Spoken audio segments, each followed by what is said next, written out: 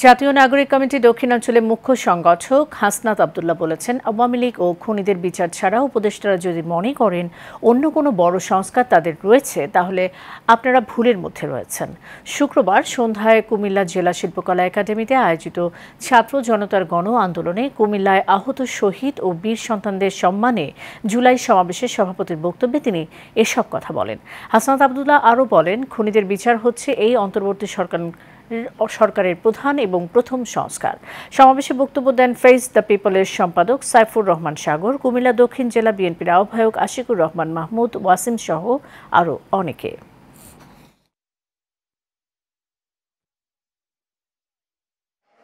আওয়ামী লীগের বিচার, খুনিদের বিচার ছাড়া আপনারা যদি মনে করে থাকেন অন্তর্বর্তীকালীন সরকারের উপদেষ্টারা বিচার ছাড়া আপনাদের অন্য কোনো বড় সংস্কার রয়েছেন, তাহলে আপনারা ভুলের মধ্যে রয়েছেন।